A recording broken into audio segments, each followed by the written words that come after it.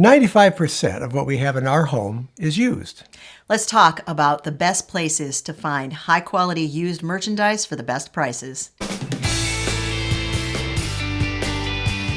When it comes to saving literally thousands of dollars on the things that you need to purchase, it is true that you can wait for clearance sales that happen periodically throughout the year, but we like to think in terms of like a toolbox.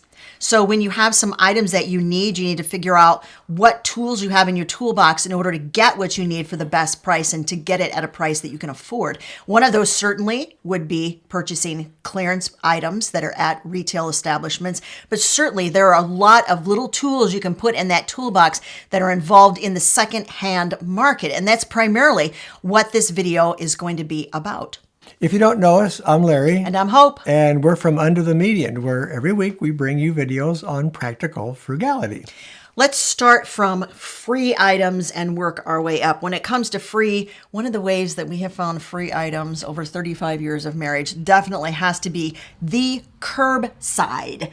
We have found an amazing number of items, some of which we still own, and we'll show you some snapshots here, some items that we actually have found thrown out to the curb.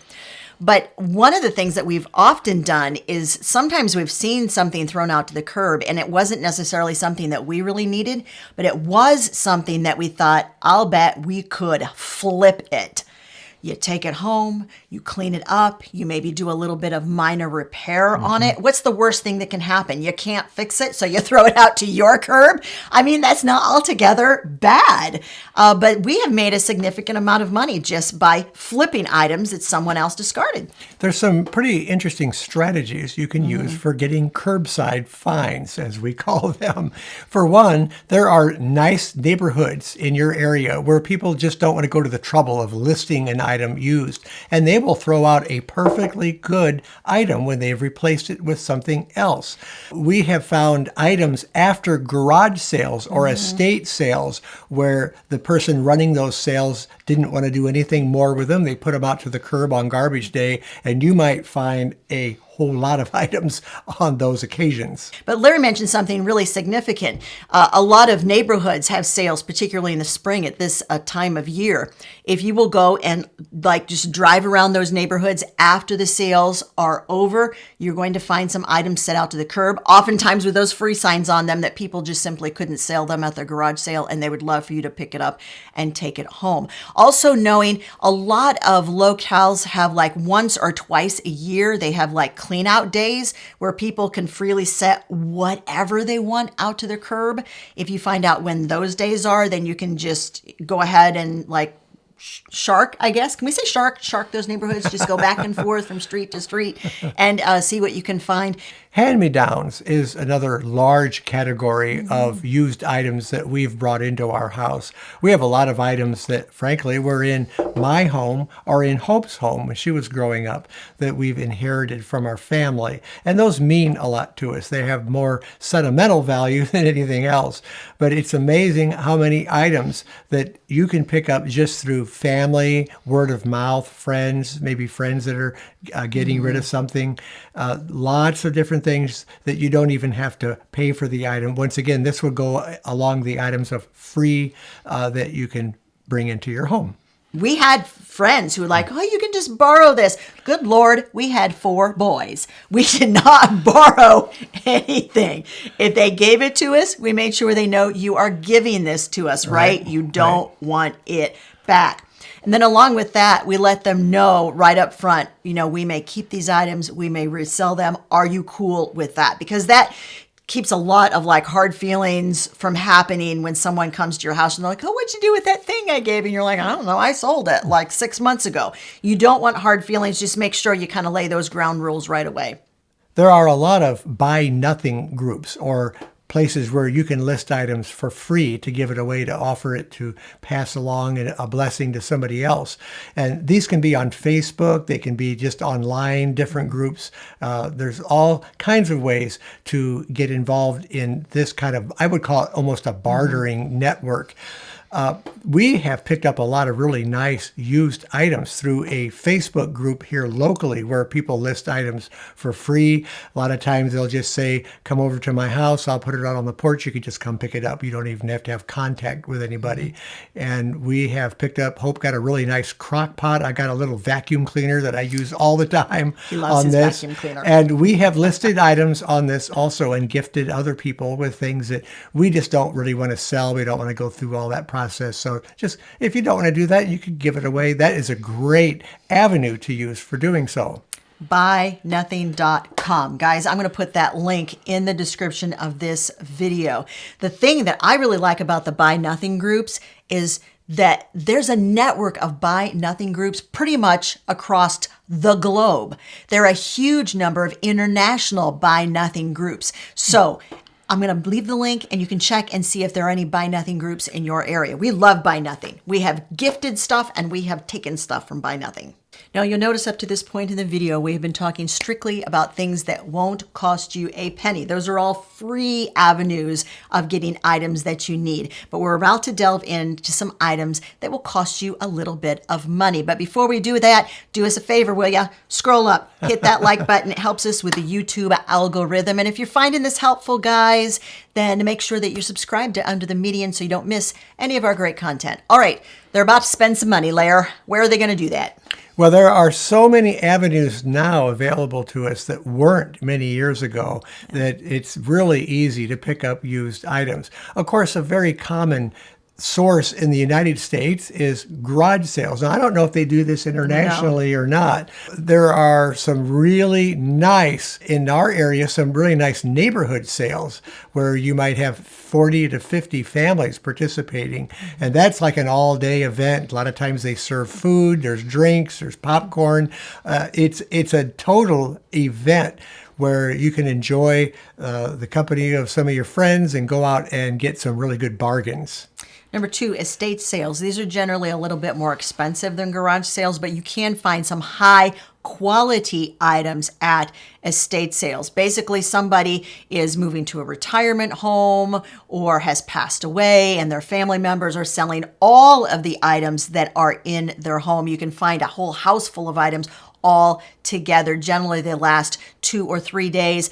Larry and I suggest that you go the first day and sort of scope it out and see if there's anything that you're super interested in, but maybe it's a little bit too rich for your blood. It's a little bit too high priced and you're thinking, it's a little bit too much. Go ahead and do one of two things.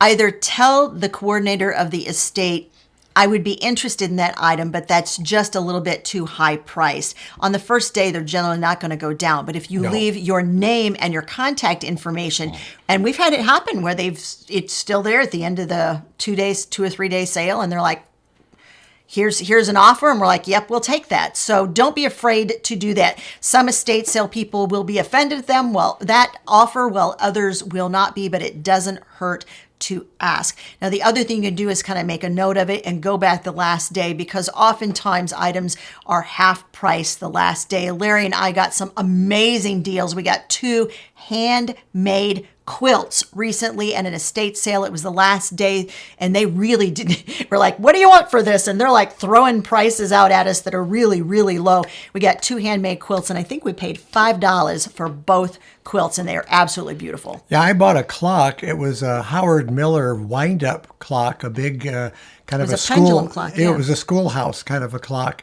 They originally had that priced upwards of $250. I got it for $25. I actually later resold the clock because I decided that we didn't want it in our decor.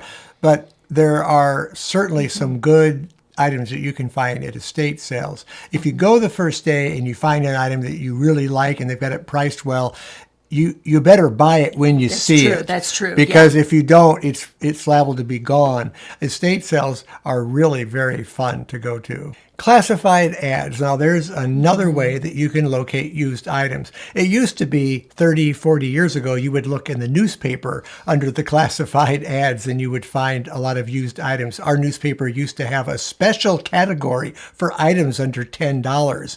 So what has taken the place of newspapers is credit Craigslist and Facebook Marketplace. And of course, there's eBay and some other online sources, Etsy and so on. But I really think the up and coming mainstream way to buy online now is Facebook Marketplace. And there's two main advantages to that. Number one, it is free to list items on Marketplace, and it's very easy to list them. So a lot of people are going to put their items on there because of that advantage. And the other advantage is you can find things locally. And then the other thing nice about Marketplace is a lot of the transactions are simply done with cash. You get the cash, you get the exact amount, and you go to the seller and you purchase the item. So it's very, very simple. We're going to go into more detail on this on Thursday's video. We'll really talk about some really good strategies that you can use to list your items. Larry, just to give you this is like the teaser. So this is what the basic idea of Thursday's video is going to be. Larry's going to run you through everything from how to research what your item is worth, the best practices for taking photos of your item, super, super easy ways, inexpensive ways to photograph items, and then how to describe your item in a way that is going to get lots of people to click on it and to get a lot of interest in that item right up front and to get it sold right away. So make sure you're watching for that on Thursday. If your neighborhood has a neighborhood group on Facebook, it's worth joining, not only because you find out exactly what's going on in your own neighborhood, but a lot of times people will say, hey, before I post this and list it someplace else, does someone in the neighborhood want first dibs on buying whatever this item is? I've seen that happen multitude of times on our neighborhood group. Another way to find used items that you really need, offer up. Now, this was formerly called Let Go. It has 90 million downloads. It's an app that basically matches sellers with buyers. You can list items on there for free, and it doesn't cost you anything to purchase items on there, but the person who has listed the item after it's sold, Let Go either collects $1.99 for their commission fee or 12.5% of the selling price, whichever is greater. But check it out, OfferUp, formerly known as Let Go. Consignment shops are another place you can find items really nice at good low prices. Look in your area to see if there's some consignment shops where you can shop at, and just go and check them out. Children's consignment shops are also super popular. I've been to children's consignment shops and found just beautiful outfits to give as gifts that are brand new with the tags on, and the prices are really, really reasonable. So check those out. Sometimes they are permanent shops, and sometimes they are 2 or 3 day pop-up events where they will rent a venue in your area, and then sometimes they will charge like a $5 entry fee the first day or two. So you got to decide, there's that sort of weighing. Do I want to get like the best selection, or am I willing to wait until the last day so I don't have to pay that $5 fee to get in the door and see if, if I'm interested in any of the items that are left over? You're always going to balance that. Asking around, ask your friends, say, hey, you know what, this 3-day pop-up event has been in our area 3-4 years, and is it worth it? Is it worth it to actually pay my $5 to get in the door the first couple of days? Someone in your area is going to know whether it's worth it to pay that, but usually they're like 3 days long. Auctions can be really fun places to pick up used items. Hope and I used to go to an auction at a local town. It was about 30 miles away. And a couple of things you want to do at an auction. Go early and look over the items very carefully and take note on what you might be interested in purchasing. And then set a dollar amount in your mind as to what you want to pay for it, because an auction can get very competitive and you could just start bidding wildly and not even thinking about the price you're paying for an item, because it becomes a war with the other person that you're bidding. So auctions are great. You can buy a lot of really good things, and you can get some good deals at auctions. And let's just say, for instance, you're not sitting right next to your spouse. Please make sure somewhere in the proceedings that you are not accidentally bidding against your spouse. It's happened. Not with Hope and I, but it's happened. We've seen some other couples where they were actually bidding against each other. eBay, the grandfather of online used shopping, still a great place in order to find items that are high quality at a very reasonable price. Our son James actually did a video with me. This has been quite a while, maybe a year or two ago, where he talked about different ways that he has figured out that you can actually save money while still shopping on eBay. We're going to make sure that video up above and in the description of the video. One of the things you want to do with eBay is contact the seller and make sure you have a dialogue going, so you kind of get the idea of who are you purchasing this item from, and are they going to be reliable for you. One of the questions that we've gotten from a lot of viewers, so I'm just going to stick this in here. Electronics and phones. We have had great success purchasing from Backmarket.com. Yes. Now, this is just, I don't get a kickback for mentioning them because they have no affiliate program. But we have purchased from them and been super duper happy with them. I'll make sure there's a link, guys, in the description of the video. Rummage sales are a great location to buy things that you might need just for your household. Kitchen things, dishes, appliances, small appliances, some furniture. You can get some really good deals at rummage sales. Now, when Hope and I were outfitting our first home or our first apartment, we went to a lot of rummage sales to buy items, literally pennies on the dollar. Now, rummage sales, if you're unfamiliar with that term, they generally take place at a church or a community organization where all of the members get together and they pool all of the items from their homes that they no longer have need of. So all the proceeds from that rummage sale goes either to the church or it goes to that community-based organization. So not only is it a great place in order to purchase some items at great prices, but it is also a really nice way to give back to your community, because once again, all those proceeds generally stay right in your community and they help support those organizations that are putting on the rummage sale. And similar to estate sales, it's good to go on the first day. You might have to wait in line to get in. Usually if it's a popular rummage sale, you might be in line behind 25 other people just to get in. And then go back on the last day when they really want to unload the things, and they might take it down, clear down to maybe 70% off of what the marked value was of the item. One of the things you can do, and we have done this before, if you feel really strongly about the cause which is being supported by that rummage sale, contact them well in advance of the sale and say, I would love to help you organize the sale, to sort through items, to price them, to put clothing in piles so all the size 14s are together and all the size 10s are together. That's a lot of work. And we have done this before, and a lot of times the volunteers get to pre-shop the sale the night before it's open to the public. The next two are super popular places online to get particularly clothing, and that is Poshmark or Thread Up. Check those venues out. Another great way to find used items are pawn shops. I think almost every major town has at least one or two pawn shops in their location. And it is really easy to find good items. You might ask around and find out what are the reputable pawn shops in your area. Some are better than others. Now, these people are experienced resellers. They know what the item's worth. They know what they can get out of it. So they have it priced accordingly. But do your own research. Before you go, if you have an item in mind that you want to buy, go online and find out what is it selling for on eBay, what's it selling for on Marketplace. Check it out so you have the value in mind. And when you go and you find an item at a pawn shop that you want to buy, don't be afraid to negotiate the price. They are accustomed to people negotiating that, and they almost expect it. So pawn shops are a really great way to find used items. Larry just gave you some really important information, general information, not only about pawn shops, but some of those tips also can be associated with just like Goodwill, Salvation Army, any local resale shops that help support organizations in your area. There are a lot of resale shops, stores that are permanent fixtures in your town. But there are some really specific ways that you can shop at those stores that are going to save you the most money.